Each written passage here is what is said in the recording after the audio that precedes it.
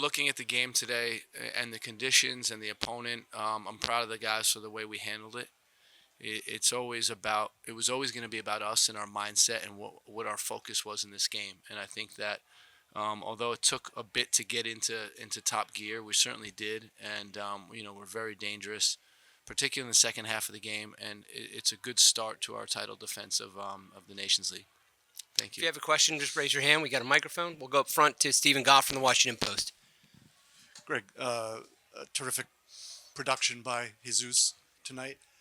How do you measure it, gauge it? Given this wasn't a World Cup opponent by any means, but he did take advantage of his opportunities. How do you look at it? Yeah, I think that anytime a player's under pressure, you look for how they respond, and that's the important thing. And no matter what the level of the opponent is, the player still has to perform.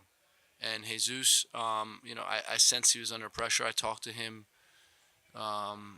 this afternoon, and I told him that we don't judge him just based on goals, and I've said that to you all along. He does a lot of other stuff that really helps this group be successful, and so I just said go out there and relax and play your game. And he had 4 goals, and it's great for him. I'm happy for him, and that those goals matter, and the finishes that he had were excellent. And that's against any opponent, you look for the quality of the strikes and where he's putting the ball, the placement of the ball, and he had some good goals today. Arch. Greg, I remember talking to you a year ago in Denver about the importance of the U.S. becoming the first champion of the Nations League. Now y'all are the reigning champions, and you're looking to defend that title. What kind of shift or change in approach and mentality comes with being the reigning champs, wanting to defend that title, and starting that off tonight with this win? How does that mindset change and being the reigning champs of this particular tournament? Yeah, that's exactly what it was. Switching gears, going into tournament mode again, looking at the table. We showed the players the table yesterday and showed them, what El Salvador did, their goal difference, goals scored, and we set a marker. We knew that we have to catch El Salvador by this window, or we want to catch El Salvador by this window. So, you want to get off to a good start in the first game. We gave some players that hadn't seen the field an opportunity today, and we responded, and that was the important thing. So now we will get recovered, and we'll move on to El Salvador and try to get a win there. Over to your right, Paul Kennedy.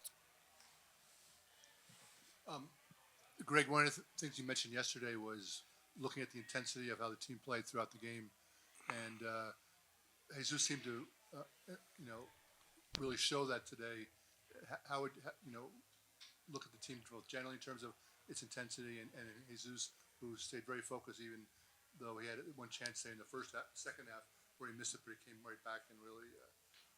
Yeah, Jesus led the line. When you have your striker that can apply pressure that often and with that consistency, and his movement defensively is excellent. And then offensively, running behind the back line, arriving in the penalty box, he did a lot of good things tonight. But it's good to see again a player respond to pressure, and that's what Jesus did. So overall, again, pleased with the entire group. And the mindset and the execution tonight. To your left, Jonathan. Greg, you gave Jesus the whole run tonight, which you hadn't Yep. done in the previous 2 games. Yep.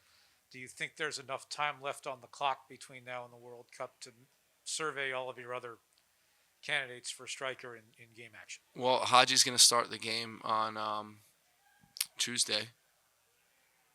It's Tuesday, right? Yep. Yeah. Haji's going to start the game on Tuesday, and he'll have an opportunity. And, that was the plan all along. We wanted to give Jesus 90 minutes today and have Haji ready and fresh for Tuesday's game. Charlie. Greg, I wonder if you could talk about your central midfield group, why you made the selections you did, and how you thought those relationships and the build-up worked, and what didn't work. I thought it was all right. It was, to me, there was, particularly in the first half, I didn't think our spacing was great. We moved to a 4-1 late in the first half. Second half, I think it was better with Luka being a little bit higher because we could manage the build up against 2 with just 3 players.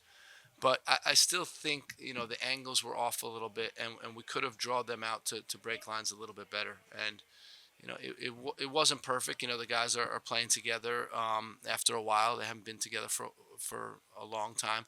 But overall, the effort and I think the willingness to try to execute was there, and that's important. To your right. Kyle Bonnegar with ESPN. How do you weigh the need to see the guys who are fighting for roster spots with the other need of seeing guys who are going to be playing together more and giving them more reps together ahead of a Yeah, ahead of it's the a World Cup? it's a balance. I think we have 4 games in this camp. Part of it was giving giving a group extended period in the first 2 games, and now we take a game off, and then or not a game off, but we rotate the guys, let other guys get the opportunity that we were talking about of evaluating players in this camp, and then again on Tuesday we keep playing and we keep going. Back left. Yeah, so obviously you have Areola with his goal a game sort of form in May, and he's continued that tonight. So just a little bit about his performance, and does he have a spot on this World Cup team? Yeah, how about FC Dallas today, guys? Right? Huh? I mean, I think someone should say something about that.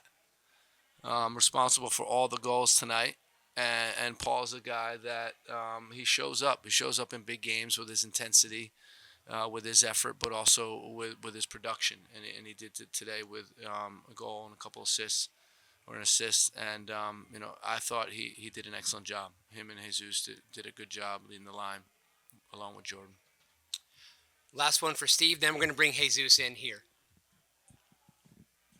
Was Aaron came off at half? Was that because of the collision? No, it was a injury? planned sub. It was. Yep. Okay. So, and now going forward, you plan to bring the whole group down unless there's some injury down to El Salvador? Yeah, everybody's traveling to El Salvador. Yeah. Okay.